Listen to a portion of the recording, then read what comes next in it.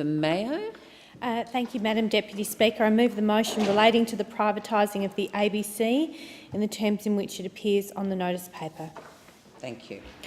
We are not talking about an idle rumour here. We are talking about a systemic campaign to slash the budget of the ABC, combined with sustained attacks from various sections of the political right to question the integrity of the ABC and to sell it off.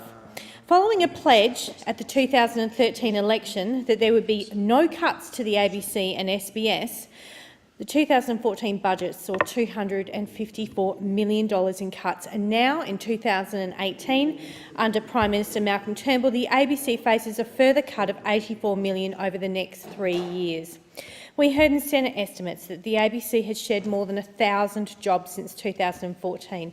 That figure equates to nearly a quarter of the ABC's full-time equivalent workforce of over 4,100 employees. So the impact of these cuts is already quite apparent.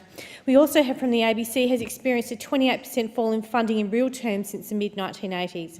In addition to dealing with less income, management of the ABC have also had to face inquiries into its charter, the disclosure of salaries, its competitive neutrality and its delivery on rural services.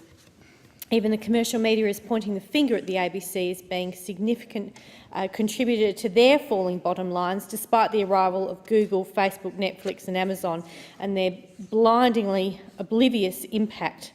They just don't see that it's got nothing to do with the ABC, it's actually about them.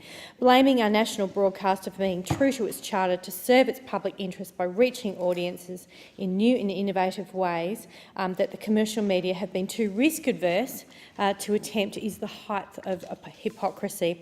And then the Liberal Party's 2018 Federal Council, how could we forget that? They overwhelmingly voted for a full privatisation of the Australian Broadcasting Corporation, and except for services in regional Australia. And not one government minister even stood up and spoke against their motion, not one. And then we have the Institute of Public Affairs publishing their book Against Public Broadcasting.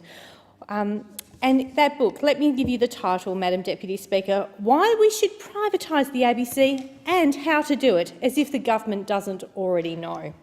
Who did the IPA think that their book, who did they think would read their book? I can only assume that it was made deliberately for the Minister for Communications, who back in 2008 gave a speech entitled Physical Contraception, Erecting Barrier to Impulsive Spending. And in that speech, the senator stated that Conservatives have often floated the prospect of privatising the ABC and Australia Post, and there is merit in such proposals.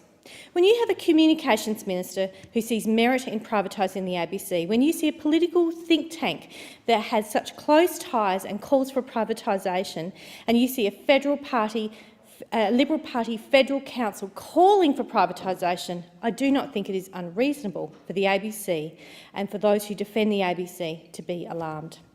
The government could allay the fears by showing the country that it values the work of our public broadcaster and wants to fund them adequately. Australians who value the ABC are on notice, and we believe that we must act, and I know that I and my Centre Alliance colleagues will do all we can to pressure government to restore funding to the pre-2018 levels.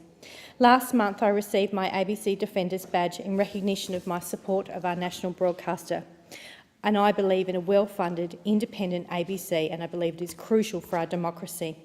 The ABC has an annual budget of around $1 billion, of which $200 million is just spent in transmission costs. The ABC uses its $800 million to create high-quality, innovative content, stuff that you can't find in the commercial sector. It's a training ground for young people, local talent, local productions, and ensures that it consistently exceeds quotas on Australian content. Australians trust the ABC. It tells our stories, and that trust is extended to public interest journalism, where the ABC has a long and proud history. And, Madam Deputy Speaker, I'd like to petition at the end of my speech a non-conforming petition signed by 694 people in my electorate supporting my motion calling for the ABC for our funding to be restored. Their names are just a snapshot of the deep concern in the Australian community that the Australian public broadcaster is being privatised by itself. We must keep the ABC. We must fund the ABC. It is our national treasure. Thank you, Madam Deputy Speaker.